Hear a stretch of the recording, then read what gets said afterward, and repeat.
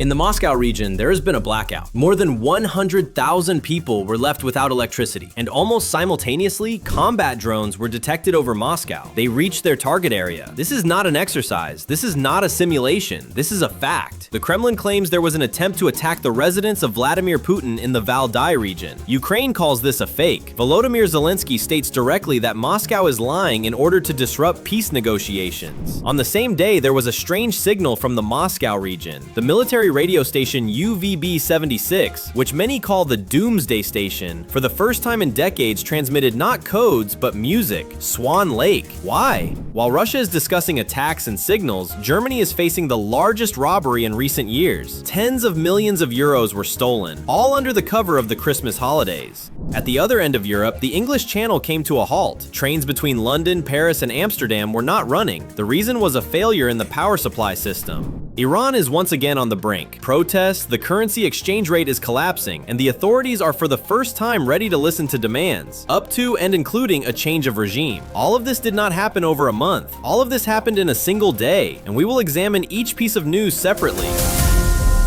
Now, on Tuesday evening, a large-scale power outage occurred in the Moscow region. According to official information from the company Rossetti Moscow region, disruptions were recorded in Zhukovsky, Litkarino, and Ramenskoye. More than 100,000 people were left without electricity. The causes of the incident vary. According to preliminary data, it was a short circuit or a fire on bus bars at one of the energy facilities. Alternative sources report a possible strike on a high-voltage substation in Ramenskoye as a result of a drone attack. These data have not been officially confirmed. At the same time, drones were detected in the sky over Moscow. Moscow Mayor Sergei Sobyanin stated that air defense systems destroyed 5 unmanned aerial vehicles approaching the capital. According to him, there were no casualties or damage. However, during the incident, restrictions were introduced at Vnukovo Airport on the arrival and departure of flights. Whether the mass power outage and the drone flights are connected has not been officially clarified. Telegram channels continue to publish versions of a targeted strike on the energy system. Emergency services and the Ministry of Defense are not commenting on the situation. President of Ukraine Volodymyr Zelensky issued a public statement in which he called false the Kremlin's claims about an alleged attack by Ukrainian drones on the residence of the president of the Russian Federation, Vladimir Putin, in the Valdai area. According to Zelensky, Kyiv did not carry out such actions and considers Moscow's statements an attempt to derail the peace negotiation process. He emphasized that the Ukrainian side is actively working on diplomatic steps together with European partners and the United States of America. Quote, Russia, which does not want any positivity for anyone in this format, makes such accusations. This is a fact. They shell our cities, our people, our infrastructure every day, and at the same time they claim that allegedly we are attacking residences. Where is the evidence? In addition, Volodymyr Zelensky expressed bewilderment at the position of a number of countries such as India and the United Arab Emirates, which, according to him, condemned a non-existent Ukrainian attack, but do not speak out about the regular strikes against Ukraine's civilian population. The United States ambassador to the North Atlantic Treaty Organization, Matthew Whitaker, stated that information about an attack on a residence requires verification. He called the unconfirmed attack unconstructive and inappropriate, especially against the background of the progress achieved in negotiations between the sides. Whitaker also noted that, according to their intelligence, negotiations on a peace agreement have advanced by 90 to 95%. The Ukrainian side asserts that the real goal of such statements from Moscow is to create an informational pretext for pressure and to disrupt the political process. At the present moment, none of the international intelligence services has confirmed the fact of an attack on the Valdai residence.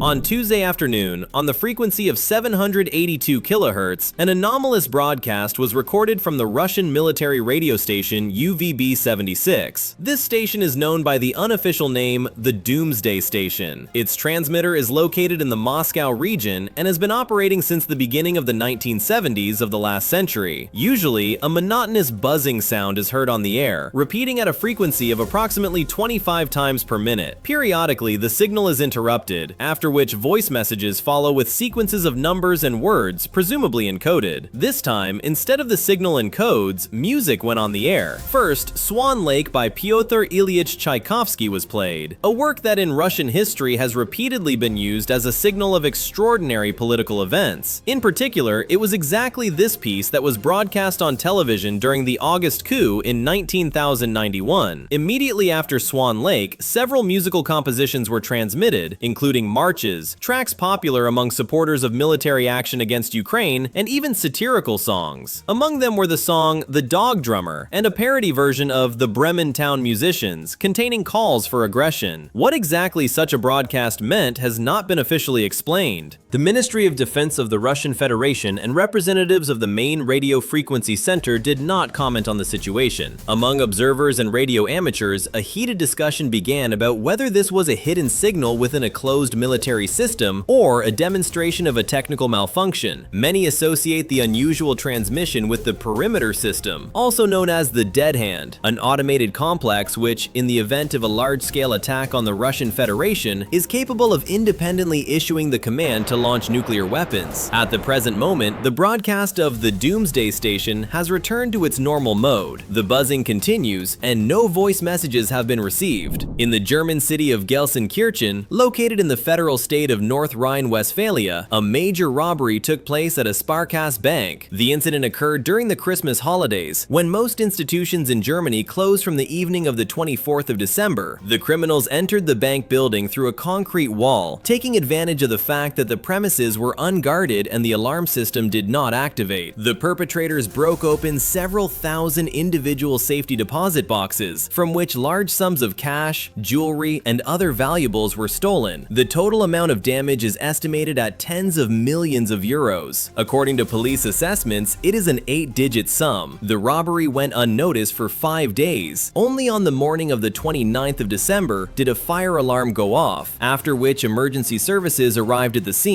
At that point, bank employees discovered the damage and the breached vaults. The following day, dozens of angry clients gathered outside the Sparkasse building, demanding access to check the condition of their deposit boxes. Many stated that they had stored pension savings, family valuables, documents, and gold in the bank. A quote from one of the victims reads, "I have had a safety deposit box here for 25 years. I trusted the bank. Now I cannot sleep at night. No one tells us anything. They do not even publish a list of the opened boxes. This is a disgrace." Police confirmed that on the eve of the robbery, witnesses saw several men with large bags in a neighboring parking structure. Reports were also received about a black Audi RS6 with fake license plates previously stolen in the city of Hanover. The vehicle left the scene of the crime early on Monday morning. The investigation is ongoing. As of the time of publication, the bank had not provided precise information on the number of affected clients or a detailed list of the stolen property.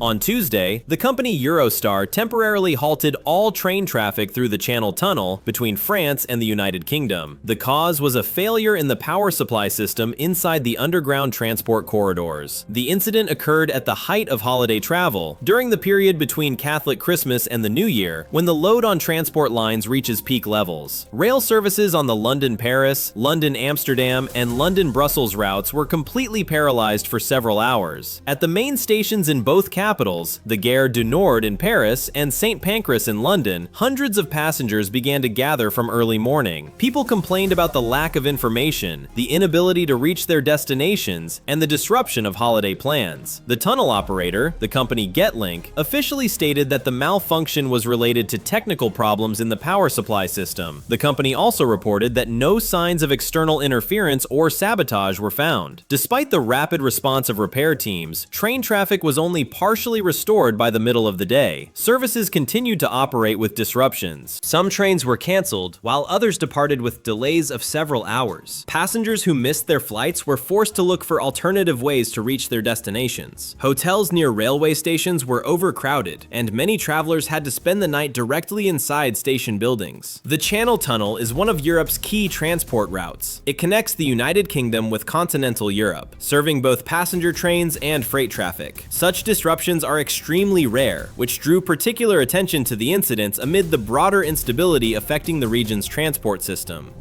In Iran, mass protests have flared up once again. The trigger was a sharp devaluation of the national currency, the Iranian rial, against the backdrop of an ongoing economic crisis and international sanctions. The exchange rate reached a historic low. One United States dollar was worth approximately 1,390,000 Iranian rials. Protests spread across Tehran, major cities, and regions. Not only young people and activists took part, but also representatives of the business community, in particular traders from the Grand Bazaar of the capital, one of the country's main commercial centers. Demonstrations took place on Sunday and Monday. Reports emerged of street blockades, clashes with police, and the closure of central squares. In response to the wave of discontent, the head of the Central Bank of Iran resigned. Late on Monday evening, President Masoud Pezeshkian released a statement instructing the Minister of Interior to begin dialogue with representatives of the protesters. Government spokesperson Fatemeh Mohajerani confirmed that a negotiation